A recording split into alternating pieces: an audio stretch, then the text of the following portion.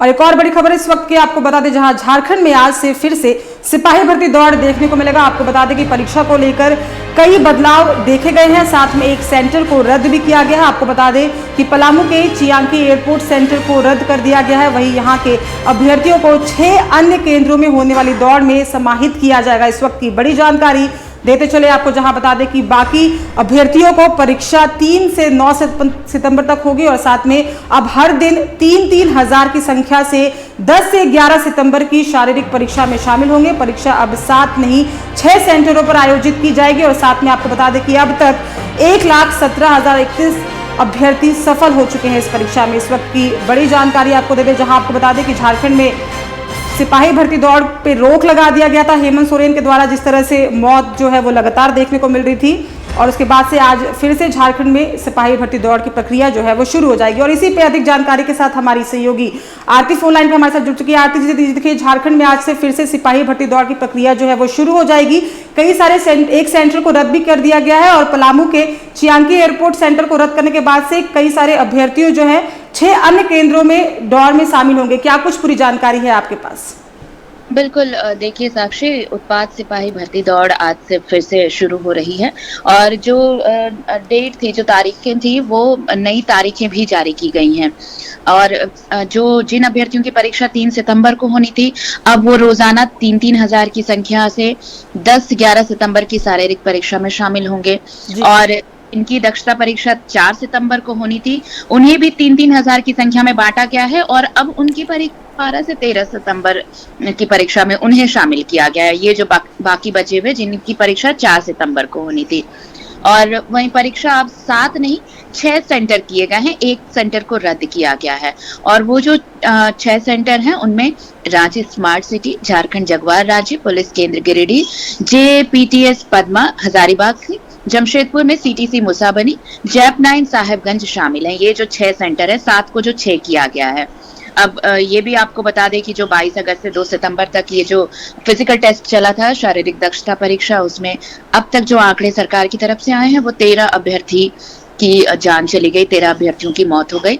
और अब तक जो 4 लाख अभ्यर्थी इसमें शामिल हुए थे, 4 लाख अभ्यर्थी थे, उनमें से 1,87,794 अभ्यर्थी शामिल हुए परीक्षा में। और इनमें से जो सफल हुए हैं वो आंकड़ा अभी 1,17,031 है, ये सफल हुए हैं। और जो कुछ केंद्रों को लेकर सवाल उठ रहे थे साक्षी, की केंद्र पर व्यवस्था नहीं की गई है, इस वजह से भी मौतें हो रही हैं, क्योंकि डिहाइड्रेट हो रहे थे अभ्यर्थी, उनके लिए कोई मेडिकल फैसिलिटी जैसी कोई अरेंजमेंट्स नहीं थी वहां पे। तो अब जो फिजिकल टेस्ट हो रहे हैं जिन सेंटर पे, उनमें भी वहां पर भी कुछ बदलाव किए गए हैं। और वो बदलाव कुछ इस तरह से हैं कि अब हर रोज मैंने पहले बताया कि 3-3 हजार अभ्यर्थी अब हर दौड़ में शामिल होंगे और किसी भी परिस्थिति में अब ये दौड़ सुबह 9 बजे के बाद नहीं होगी, यानी कि जो समय है अब वो 9 बजे तक कर दिया गया है। 9 बजे के बाद ये दौड़ नहीं होगी। केंद्र जो हैं, जो सेंटर्स हैं, वहां पर पर्याप्त संख्या में ऑक्सीमीटर और प्रेशर जो मापने वाली मशीन है वो रहेंगी। अभ्यर्थी को अगर सांस या दूसरी बीमारी है तो पहले डॉक्टर से परामर्श जरूरी होगा। साथ ही अगर हार्ट बीट तेज रहने की शिकायत है, दौड़ने में परेशानी है, तो मेडिकल टेस्ट जरूरी होगी। तो ये चीजें जो पहले की जानी चाहिए थी, और इन्हीं चीजों को लेकर सवाल उठ रहे थे साक्षी कि ये अरेंजमेंट्स पहले क्यों नहीं किए गए थे, ये अरेंजमेंट्स होने चाहिए थे, नहीं थे। लेकिन अब सरकार ने ये थोड़ा बदलाव किया है और इन्हीं बदलाव के साथ आज से फिर से दौड़ शुरू हो रही है। साक्षी जी, आरती जी, अगर बात करें तो देखिए जितनी अहम बिंदुओं पे आपने चर्चा की, इन्हीं विषयों पे पहले अगर सजग हो जाती शायद सरकार, तो इतनी मौतें जो हमें देखने को मिली वो नहीं मिलती। क्योंकि बाबूलाल मरांडी ने भी कहीं ना कहीं इन्हीं पे सवाल खड़ा किया था कि जो ऑक्सीमीटर है या कोई एक डॉक्टर वहां पे रहना चाहिए था।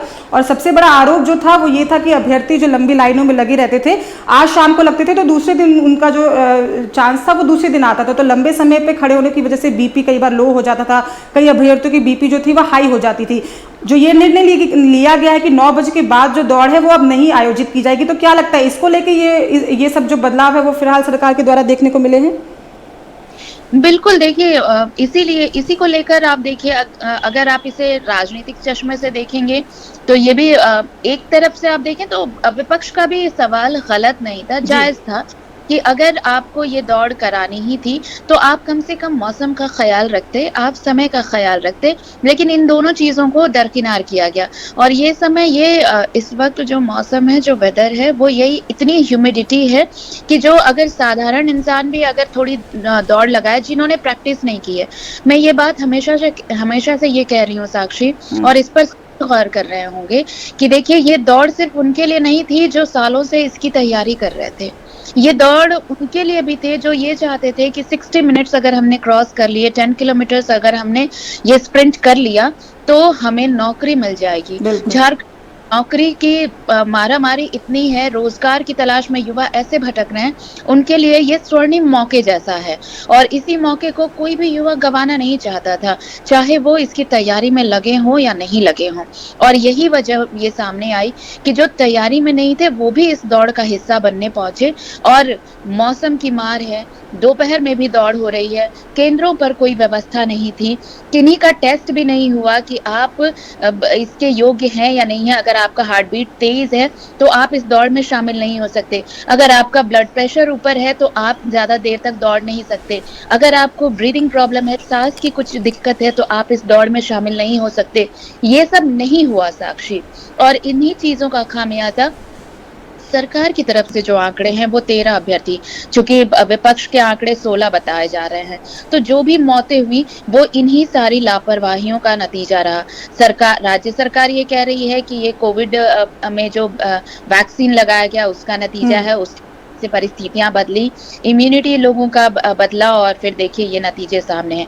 नतीजे जो भी हों, उन परिवारों के लिए परिणति यही है कि उनका एक ऐसा शख्स जो उन्हें आने वाले दिनों में पूरे घर की माली हालत को ठीक कर सकता था, उनका भविष्य संवार सकता था, वो अब उनके साथ नहीं, इस दुनिया में नहीं। परिणति यही है।